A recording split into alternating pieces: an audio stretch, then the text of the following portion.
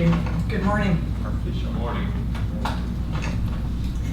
I am an economist. My name is Carole Engle, as Angie said, and I'm an economist who fell in love with aquaculture more than 40 years ago now and just never lost my fascination with it. I don't see economics as a dismal science. I see it as the engine that drives our economy, that pays our salaries, that helps us to have the quality of life and standard of living that we enjoy here in the United States. And of course, when you study marketing and other things, there are other advantages that we get to eat all these wonderful products.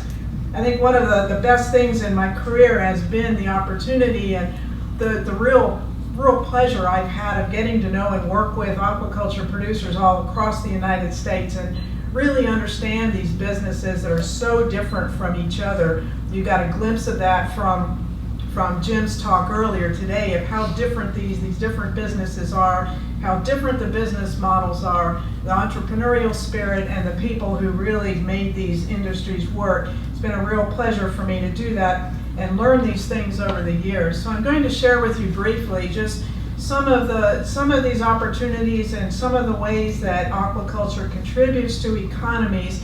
If anybody wants specific details or copies of the studies that I'm sort of alluding to or drawing information from, please let me know and be happy to share those with you.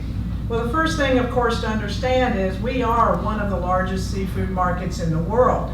Per capita, we may not eat all that much, but we are. And so we are eating about 5 billion pounds of seafood a year in the United States. We're second only to China in terms of seafood consumption. So this is a big market for aquaculture and for seafood generally right here in the United States. But as you've heard before, we're importing over 90% of all the seafood that we eat in the United States. And that means two things. That means those dollars of revenue are all going to the countries that we import from. But there's a second thing that's not as obvious. That means the production is happening in those other countries as well, and all the economic contributions from the production side are also occurring elsewhere and not in the United States. The irony of this, from my perspective, is that we do it right in the United States. We really do. We hold ourselves at very high standards in terms of environmental responsibility, in terms of ethics, in terms of social responsibility. We do this as citizens of this country, but we also do it in terms of a regulatory environment and laws that were passed to protect this and enforce it. And so we do it right in the United States. More than this, the other thing that's really expanded recently is that consumers in the U.S. increasingly are asking for locally produced food. Some of this is coming from an interest in food miles of the food that they're eating, but some of this also comes from the idea that farms are part, and farmers are people that are part of our communities, and supporting the local community is something that's worthwhile. So we have sort of this conundrum of what's going on. We do it right, we know how to do it right, we want locally produced food, but when it comes to seafood, we're importing 90% of what we eat. We raise in the United States, as Jim pointed out, all of these very delicious kinds of foods, from trout and salmon and catfish to shrimp and oysters and all these different kinds of things. I see this incredible opportunity to grow U.S. aquaculture that will do several things for us if we can grow this and grow it more rapidly than we have. It means that our food supply will be more secure in terms of seafood. It's raised right here in the United States under the high standards that we have in the United States. And it's produced from an ethical perspective, it's produced in terms of social responsibility and according to the standards that we have in the United States. Along the way, growing U.S. aquaculture will bring substantial economic opportunities, especially in our rural and coastal areas, which is, of course, where most aquaculture farms are located. So I'm going to talk more about what some of these contributions are and look at what these entail. Well, first of all, as has already been pointed out, there are aquaculture farms in just about every state in the United States. So it's scattered across the United States. These occur mostly in rural and coastal areas that very much need the economic contributions and support. The other thing that I think is more unusual about aquaculture than some other industries that you might be familiar with is that a lot of the supplies and inputs really are purchased locally. The grains used to feed food fish in the United States are all grown in the United States. A lot of the supplies that have developed, the equipment manufacturers, are businesses that develop specifically to supply these kinds of products to U.S. aquaculture. These come locally, and so in terms of economic contributions, that dramatically expands what that impact and those contributions are as other businesses are stimulated.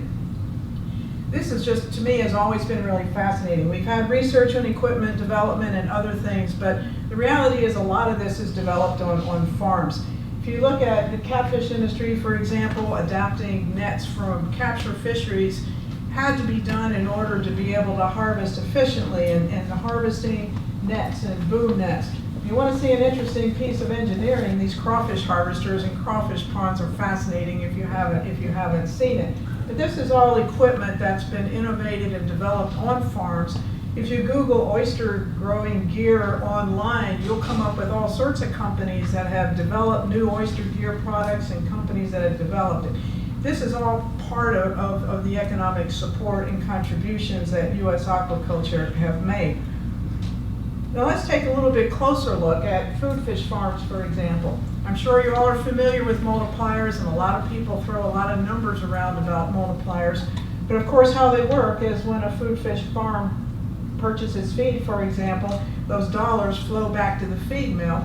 Those dollars in the feed mill then are used to pay for that investment. They pay for the employees. They are used to pay and purchase all the other supplies, and those dollars multiply throughout the economy. Food fish farms, the major cost that they have is the feed. The feed is composed of grains, and so these feed mills are spending money to purchase the grains from the row crop sector in the United States. A lot of soybeans, corn, wheat.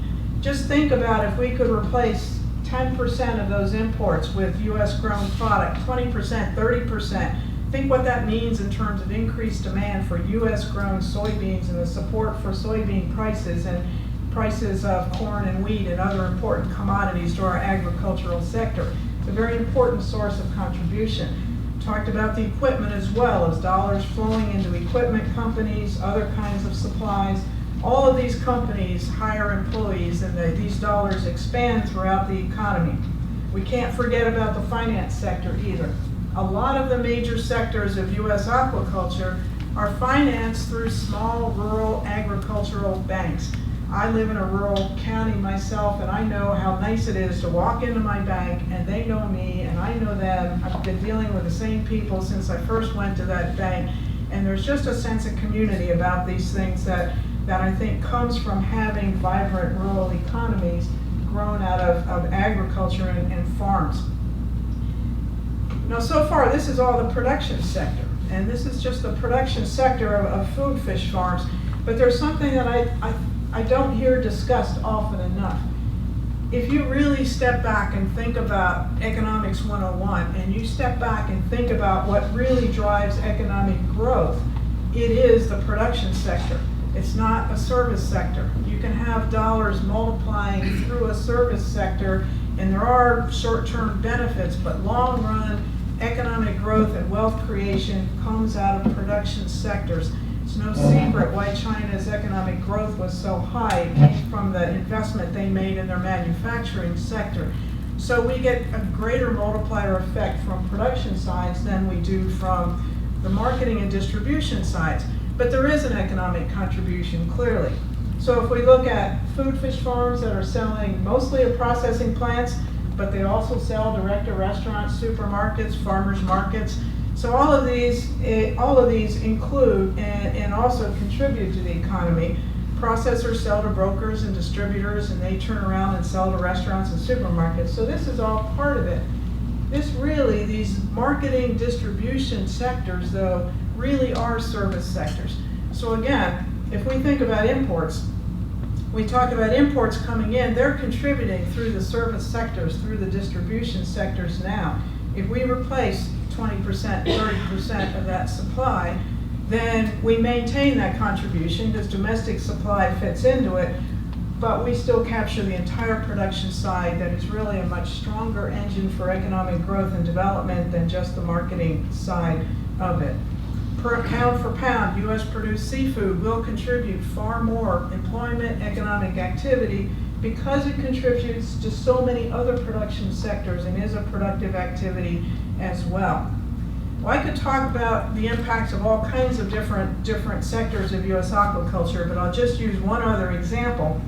Of these fish that are raised as baitfish or sport fish, they still have the production kinds of impacts on this side of purchasing feed and hiring employees.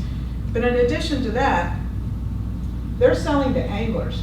Anglers spend a lot of money on tackle and boats and lodging, and so there's this whole other kind of impact that happens from the industries in the U.S. that are supplying fish to support recreational activities in the United States that touches a lot of other sectors in the economy. So really, this sector of U.S. aquaculture is supporting tourism activities in many different states. There was a study done several years ago now that looked at the effect of stocking trout for recreational purposes in the western region. Look at this multiplier, 36 to 1. This is sort of a short-term kind of multiplier like I was talking about, but it's very, very large because anglers spend a lot of money. It's recreation and they'll do that, and it triggers this amount of development. That particular study estimated the total contribution of trout in western states to be about $2 billion annually, just of trout in the western states. There are other studies that have sort of dug into, so which sectors are affected by this. The food fish sector, of course, is really creating demand for other agricultural products, especially grains, is maybe a major sector in equipment and things like this. But this study looked at economic impacts and contributions from baitfish and sportfish. Look what's on this list: couriers and messenger services. It's not something you'd really think about, but there's at least one state in the United States where the top two customers of FedEx are fish farms. And you think about this and you think about how that happens. You think about, in this case, repair and maintenance of automobiles and vehicles and different kinds of equipment were very strong, and also construction of highways, streets, bridges, tunnels, and other sorts of things. So we don't often think about these other kinds of impacts, especially from sectors of U.S. aquaculture other than the food fish sectors. A recent study in Pennsylvania showed that fish farms, some of which were food fish, but a lot of them were recreational fish, contributed to more than 500 different economic sectors just in Pennsylvania alone, not including the ones that are considered leakages outside of the state of Pennsylvania into other states. That's tremendous. And we see this across the way because we don't see how all of these expenditures from fish farms that really are, in some cases, very unique and different from other sectors, the tremendous influence that these have and throughout the economy. Now, these contributions are really quite strong, but when you really look at it, they're even stronger on the very local level, especially in states in the United States where there are strong clusters of aquaculture farms. So I'm going to just share two examples of this. Could talk any number of different examples, but I'm just going to share two with you here right now. Let's look at the state of Washington in the Northwest. The state of Washington is especially known for its shellfish industry. They produce this tremendous variety. Gooey ducks are exported, for example, but oysters is what they're very well known for, and clams and mussels and other things. But they also produce trout, and they produce some other species.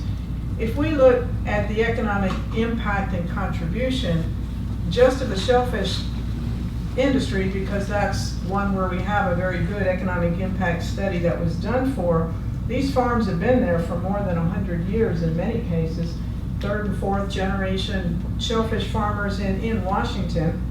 These data are all dated right now too, or the study was done in 2010. But you look at these numbers and then you think about this just being shellfish.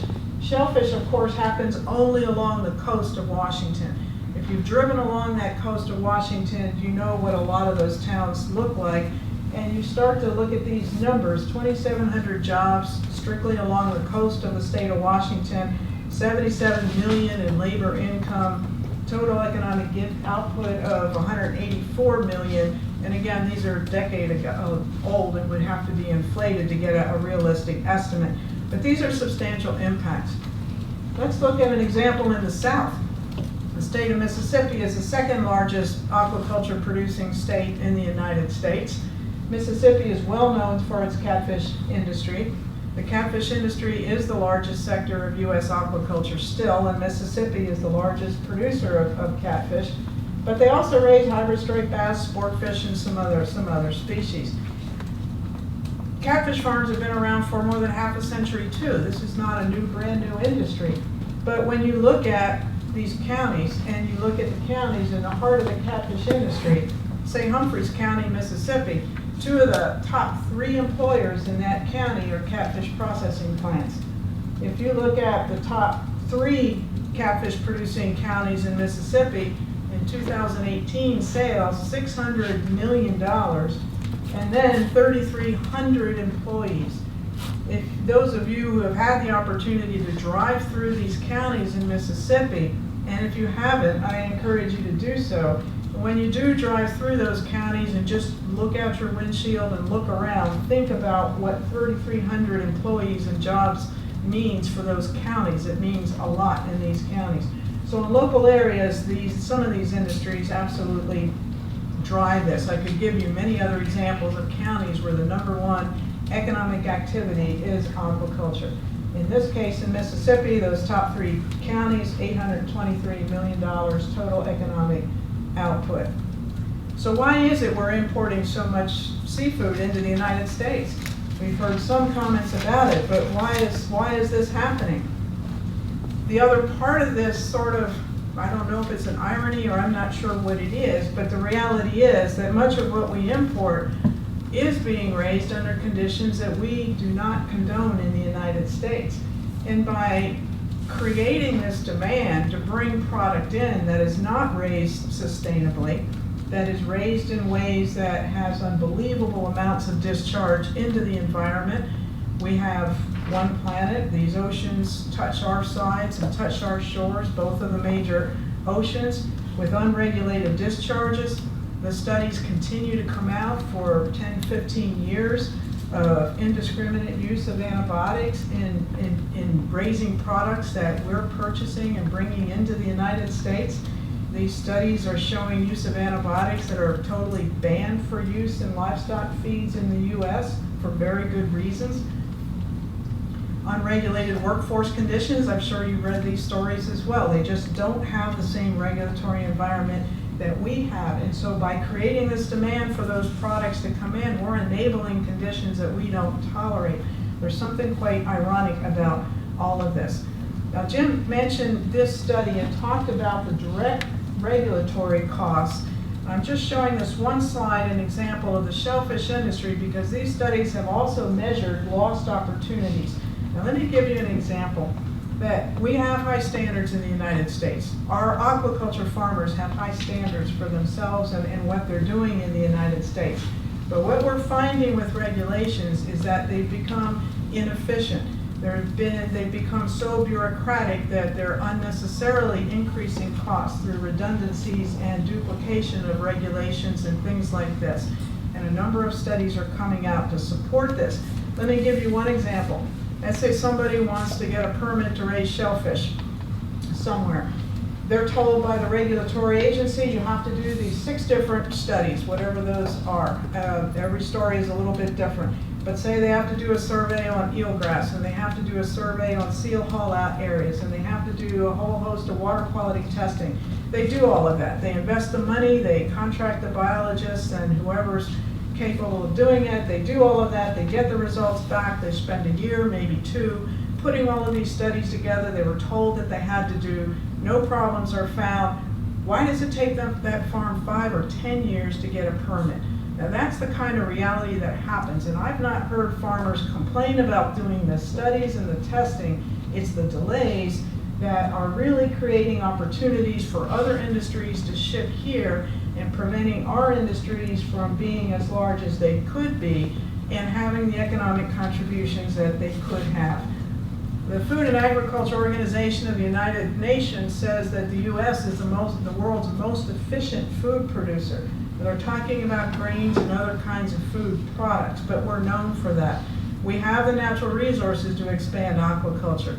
We have the research infrastructure. You're going to hear more about our research infrastructure and for aquaculture in the United States.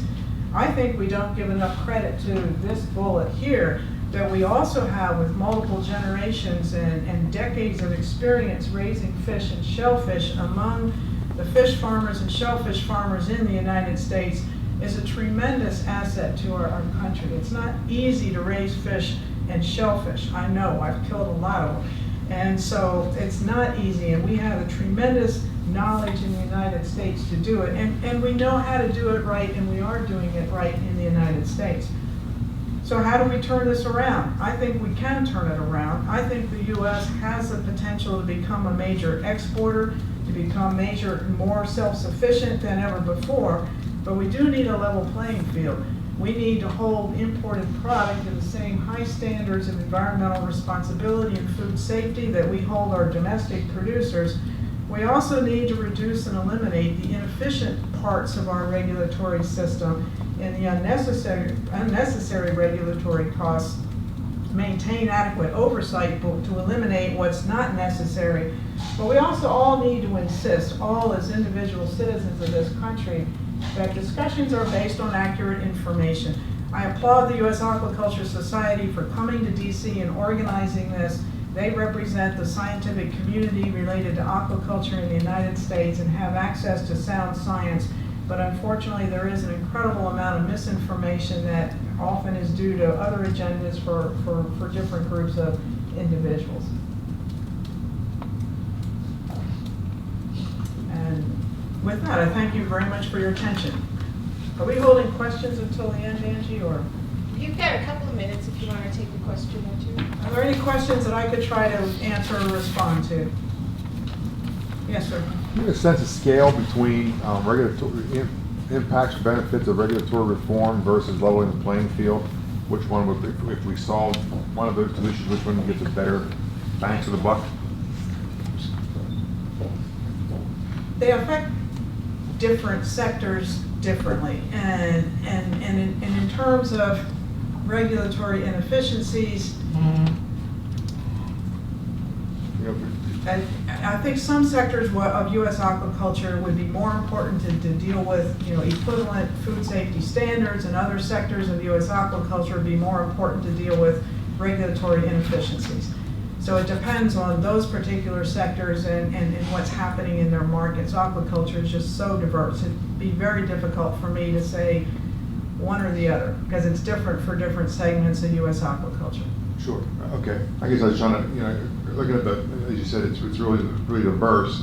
Looking at the entire U.S. aquaculture, as well as maybe commercial angling components. If we level the playing field, is it a tenfold benefit if we across the entire sector, and if we improve regulatory reform, is it a twofold benefit across the entire sector?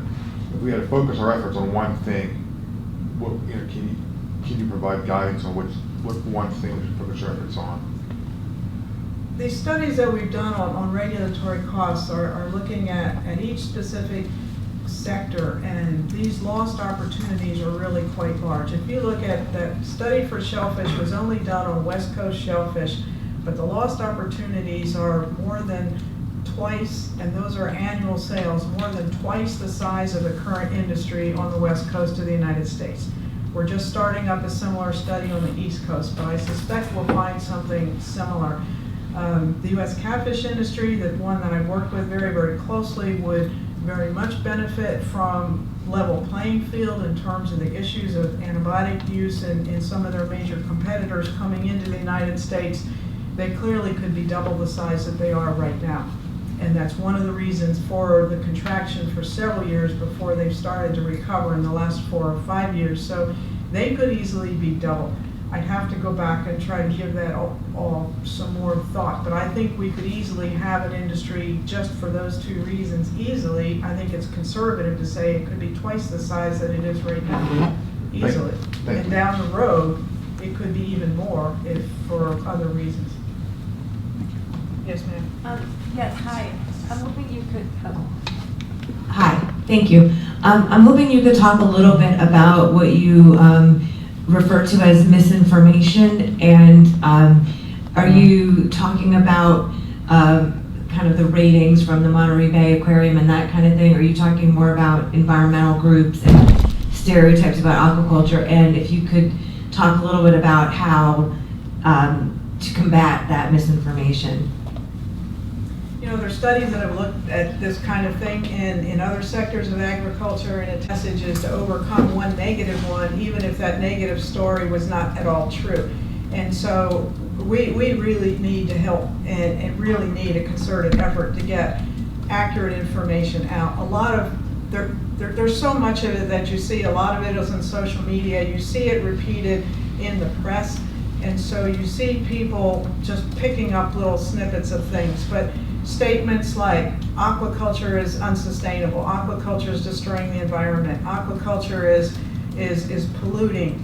These statements are just almost nonsensical when you think about raising seaweed or raising shellfish. You think about the way catfish are raised, and Craig Tucker is going to talk more about some of these environmental kinds of things. You see just all of these statements that are laced with antibiotics. Even with salmon is usually been the trigger for a lot of this, and quite honestly, there's been funding from some groups like sport fishing groups that are concerned about the increased volume of salmon that has led to lower prices of salmon. That means we can all enjoy more salmon at a lower price than before. They have other agendas behind them. Animal rights groups will say all sorts of things, but their agenda is to get us all to quit eating any kind of animal protein and to give up our pets and to not ride horses. And their agenda is other than that concern. But you know, salmon and antibiotics, when you look at the actual data and numbers, antibiotic use in salmon has just plummeted, and not recently. It's over 10 years or more ago. I'd have to look at those graphs again, but they developed vaccines, and so they've gone to vaccines to prevent disease instead of having to rely on antibiotics. And so these statements abound. I suggest that you contact the U.S. Aquaculture Society to fact check things that before they're being repeated again, because there's just so much of it out there. Painting a negative image of aquaculture that is not what I see in working with producers across the United States, and it doesn't match the science that's out there at all. But it takes 10 positive messages to overcome one negative one. I think my time is up. Thank you very much. I'll be around all day if you have other questions.